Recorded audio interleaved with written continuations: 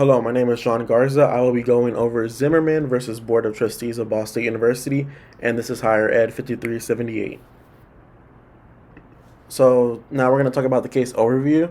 There were two students named Zimmerman and Sumwalt, and they were roommates with an unknown student who was referred to as Target.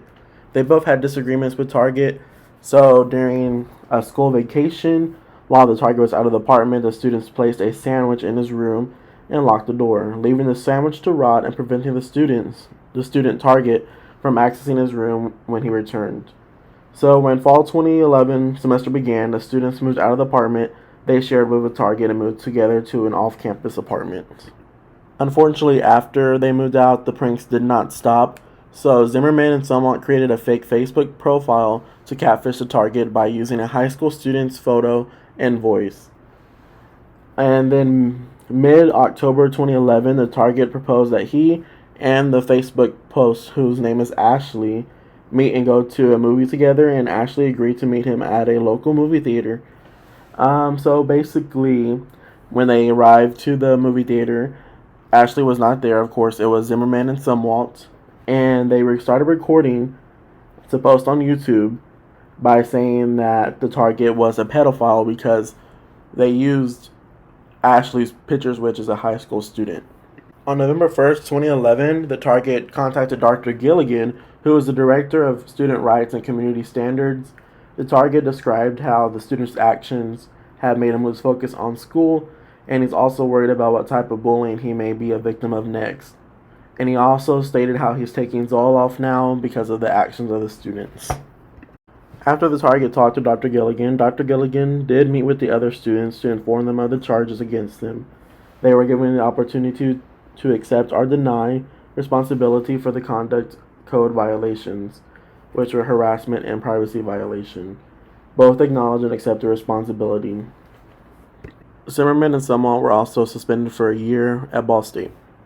In addition, Zimmerman did lose his on-campus job with Ball State University at the Television Radio Center. Now for the issue. On October 11, 2012, the students filed a complaint for injunction and other equitable and legal relief against the Board of Trustees of Ball State, along with Dr. Gora, Dr. Hargrave, and Dr. Gilligan. They were suing for claims for First Amendment violations against Dr. Gilligan and Hargrave under color of state law, First Amendment violations against Dr. Gora for institutional liability, due process violations against Dr. Gilligan and Hargrave, and due process violation against Dr. Gora for institutional liability. Students seek a permanent injunction against Ball State and its administrators, faculty, and staff prohibiting Ball State from enforcing the conduct code with respect to off-campus conduct, arts and conduct that does not occur on Ball State, and sponsor or sanction event which does not involve the use of Ball State equipment or facilities. They also seek to order Ball State to remove all references to the incident from the students' files.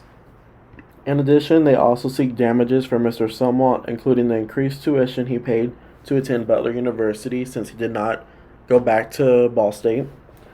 They also seek damages for Mr. Zimmerman, including lost wages since he lost his job, and damages for emotional distress, embarrassment, humiliation, and damage to their personal and academic reputation. And they also seek damage to attorney fees and cost. So now we will look at the rules and how they have been applied to the case. The first rule is Broadus versus Shields. The court noticed that the parties' arguments have morphed during the briefing of the cross motion for summary judgment, and they noticed that the parties have drastically changed positions.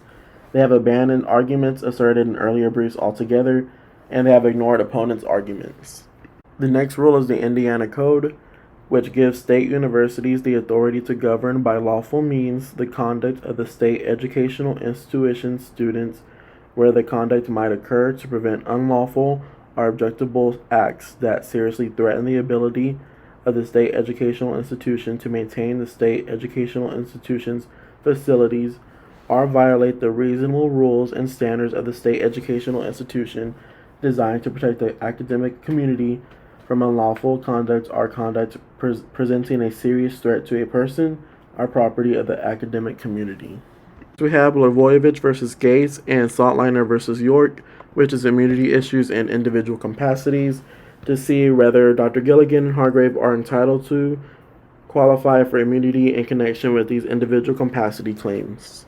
Lastly, we have United States versus Alvarez, which the students rely upon, stating that their false speech does not exclude them from First Amendment protection. And for a conclusion, on April 15, 2013, the court granted the defendants' cross motion for summary judgment, stating that the defendants had the authority under the Indiana law to discipline students for off-campus conduct, and the defendants had qualified immunity from the students' First Amendment claim. And here's my reference for Zimmerman versus Board of Trustees of Ball State University.